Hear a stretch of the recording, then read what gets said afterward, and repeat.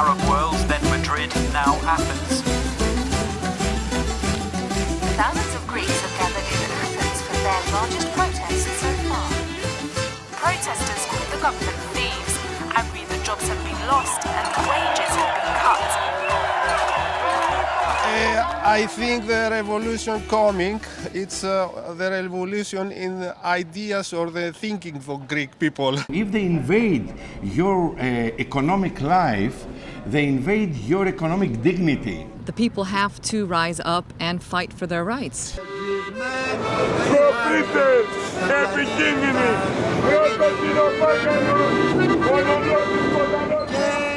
Before Goldman Sachs, before the IMF, there were the three ruling families of Greece that ate the nation.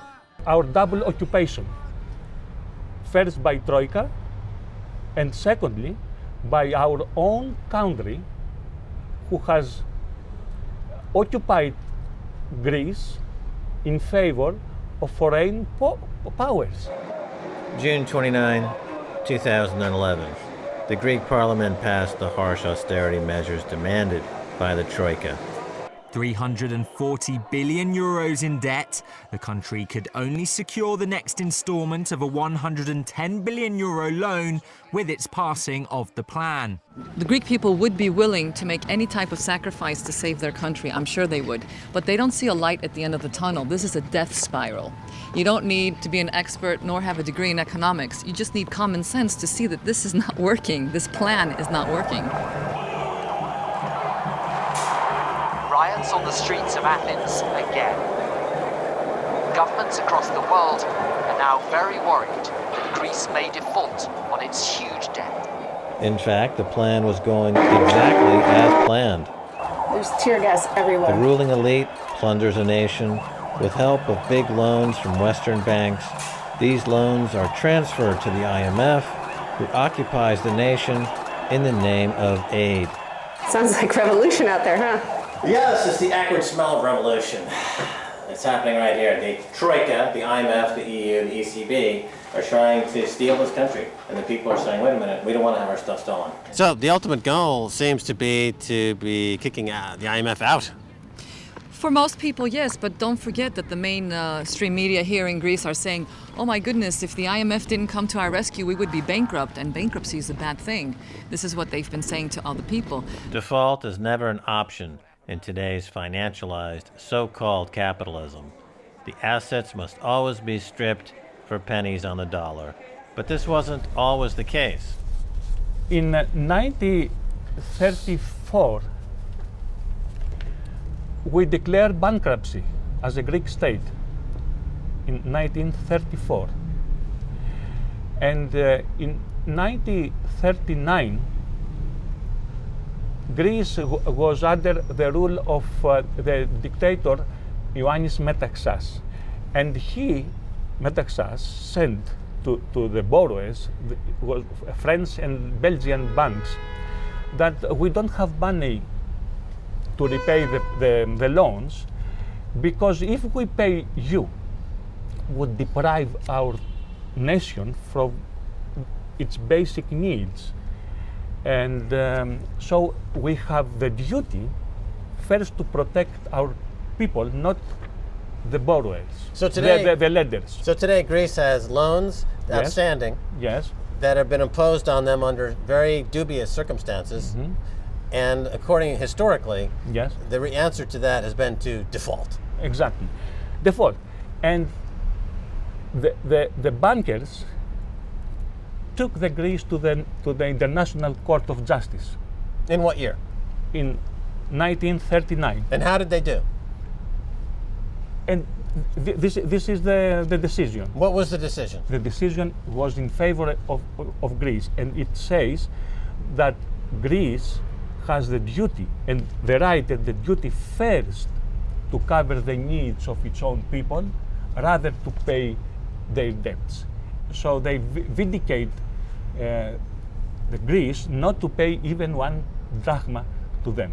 Now, according to a case right here in Greece in 1939, the country was able to default on debts because it was proven that to pay the debts would cause hardship for the people. And they won that case, and they defaulted on those debts, and the country recovered. So why can't the country simply default on these debts, have whatever period of reconstruction might be necessary, and then continue on, but with their sovereignty? They've already had the precedent for it. Because there's no political will to do so. In a world where bondholders can never lose, the people can never win. Democracy is out of the question. But the people of Greece are taking matters into their own hands. Dr. Tabras, you're an economist. You're suing Goldman Sachs, JP Morgan, and all the derivative dealers, how they relate to this crisis. Tell us about it. Okay, the issue started 1.5 years ago. We presented that on April 2010. And we charge for fraud, not only Goldman Sachs, as you said, JP Morgan, etc., but we charge all physical persons who represent investment banks, other kind of institutions, CDS traders, naked short sellers, all the people who were involved in one way or in the other in the manipulation of the Greek government debt. If the government were honest, would they issue some kind of arrest warrant for these bankers that are committing these acts of financial tyranny? No, the question is why our judicial system does not act. Yes. On its own, and even more after my lawsuit. Why they don't act?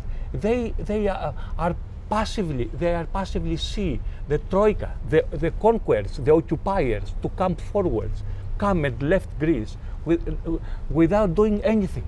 When there's an occupying force in a country, this technique of no pay or boycott has been effective. Would you say that the country of Greece is now being occupied by this foreign entity, the IMF?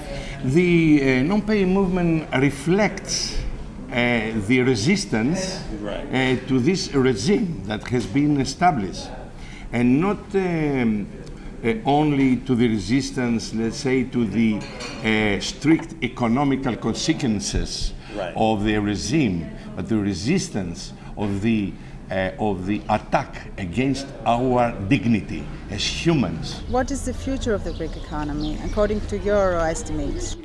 Well, it's being taken over by outside entities, outside forces like the IMF. So the Greek economy going forward is the property of the IMF. If it improves, the Greek people won't benefit, the IMF will benefit. Because they have terrorized us. They have violated our dignity, our individual and national identity, dignity. And we don't know, we are scared about our future, what is going on to come next.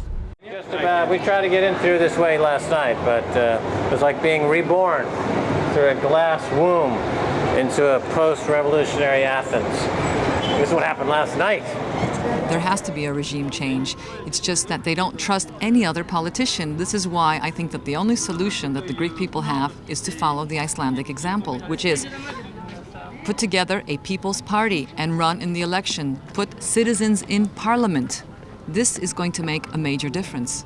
Well, look at the example of Iceland, for example. They didn't pay back the terrorist bankers.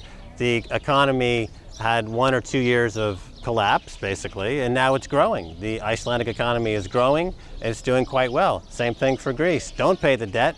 The economy will go through a year or two of recalibration of a collapse, but from that will be growth. But it'll be growth shared by the people of Greece. You'll still have your sovereignty, because right now you're losing your sovereignty. You're becoming a vassal state of global bankers. There's not much recourse that people have other than to rise up and seek regime change and to insist on default for all that fake debt that they're being asked to pay for. There's only one solution, that you have to default on that fake debt. The planning for the revolution, it's ready to make revolution, but after revolution, what is? That's always the question, isn't it? Yes.